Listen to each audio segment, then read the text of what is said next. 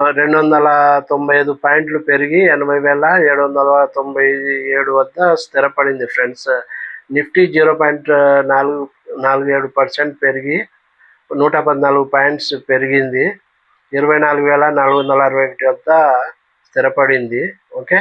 BSc mid cap index 1.45% పెరిగింది. BSc small cap index 1.23% పెరిగింది friends. ఈరోజు స్టార్టింగ్లో మంచి గ్యాప్అప్తో మార్కెట్ ఓపెన్ అయింది ఫ్రెండ్స్. అట్లే లాస్ట్ వరకు కొనసాగింది లాభాలు. ఈరోజు నిఫ్టీ సెన్సెక్స్ పెరిగినాయి ఫ్రెండ్స్. ఇంకా బ్యాంక్ నిఫ్టీ పిఎస్యు బ్యాంక్స్ తగ్గినాయి ఫ్రెండ్స్. ఓకే ఫ్రెండ్స్, ఇంకా లాస్ట్ 11 రోజుల్లో లాస్ట్ 11 రోజుల్లో వరుసగా ఎఫ్ఐఎస్ ఫారినర్స్ కొంటానే ఉన్నారు. 38,300 కోట్లకు కొన్నారు. ఇది ఎన్ఎస్డిఎల్ డేటా చెప్తుంది ఫ్రెండ్స్. ఇది ఇంకా హ్యుందాయ్కు షాక్ ఇచ్చిన మహీంద్రా 40% దిగువకు మారుతి మార్కెట్ వాటా. అంటే మారుతి సుజుకి కంపెనీ ఉంది కదా, మారుతి తర్వాత రెండో స్థానంలో హ్యుందాయ్ మోటార్స్ ఉండింది ఫ్రెండ్స్. మారుతి తర్వాత హ్యుందాయ్ మోటార్స్ ఉండింది సెకండ్ ప్లేస్లో. ఇప్పుడు మహీంద్రా అండ్ మహీంద్రా వచ్చేసింది సెకండ్ ప్లేస్లో. ఓకే,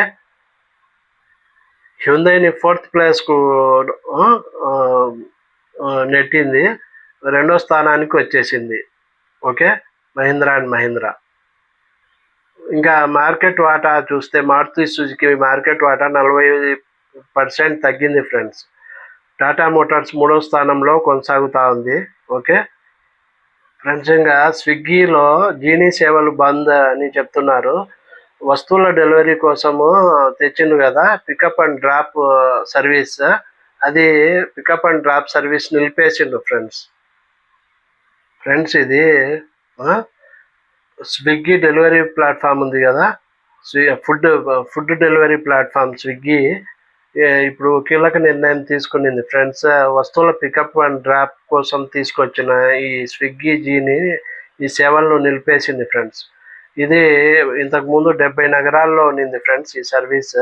ఓకే, ఇప్పుడు స్టాప్ అయిందని చెప్తున్నారు ఫ్రెండ్స్.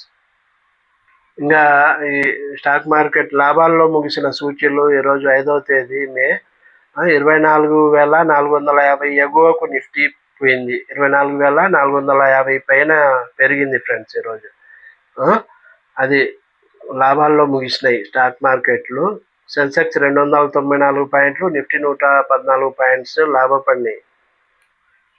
ఎందుకంటే విదేశీ మదుపర్ల కొనుగోళ్లు, ఎఫ్ఐఎస్ కొంటున్నారు, ఫారినర్స్ కంటిన్యూగా